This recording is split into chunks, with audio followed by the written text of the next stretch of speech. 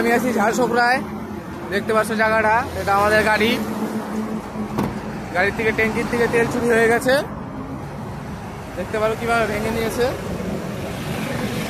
লকটা ওরা ভাঙিয়ে দিছে, লকটা এই যে লকটার ভেতরে থাকে, এই লকটা গেলে ওরা ভাঙিয়ে সাবল দিয়ে এটা মাইরে এটা ভাঙিয়ে তারপরে ওরা আবার তেলটা বার করে নিচ্ছে। সাবল দিয়ে ওটাকে ফোটা করছে, সাবল দিয়ে ফোটা করে তারপরে ভাই তেলটা বার করছে। ভাই আমরা কি বাল করবো? আমরা কি করে চলবো? আমরা হ্যাঁ শালা সুরের বাচ্চা মালিককে ফোন করছি, তারা মালিক বলছে কি আমি জানি না। তো মালিক তুমি জানো না তো আমি কোত্থেকে জানবো? আমরা তোর গাড়ি এইখানে রাইকে দিয়ে চলে যাবো, বাল এইখানে রাইকে দিয়ে চলে যাবো। তোমার গাড়ি তুমি জানবা না আমি জানবো?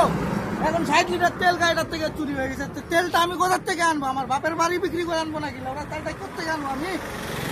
হ্যাঁ ভাই তোমরা ঝাড়সোকরা যে এসে থাকবা। কি কথা হয়েছে ভাই? উড়িষ্যার ঝাড়সোকরায় যারা আসবে ভাই রাত্রে এলে ভাই ঘুমাবি না ভাই, ট্যাঙ্কির সামনে ভাই বসে থাকো ভাই, ট্যাঙ্কির নিচে ভাই ঘুমাবি না ভাই কেউ। তাহলে কিন্তু ভাই নিজের বাড়ি বিক্রি করে ভাই মালিকের তেল দিতে হবে ভাই। গাড়ি চালানো যাবে না ভাই, গাড়ি ছাড়ে সবাই বাড়ি চলো ভাই, গাড়ি চালায় না ভাই, গাড়ি চালানো যাবে না ভাই। দেখতে পাচ্ছ জায়গাটা।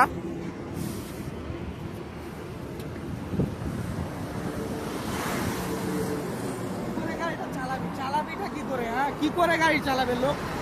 একটা লোক গাড়ি চালাইতে গেলে তার দুটা পয়সার জন্য গাড়ি চালায়।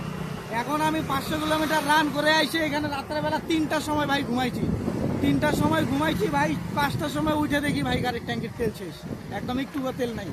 গাড়িটা রিজার্ভ হয়ে আছে, এখন পাম্পের থেকে তেল নিয়ে এসে তারপরে তেল ডালতে হবে। মালিককে ফোন করেছি, মালিক বলছে আমি জানি না।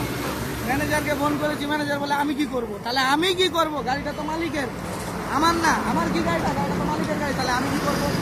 আমি কি করবো? তাহলে আমাকে এখানে গাড়িটা রেখে চলে যেতে হবে, এছাড়া তো আর কোনো উপায় নাই আমার কাছে। হ্যাঁ আছে কোনো উপায়? কোনো উপায় নাই। হ্যাঁ শালা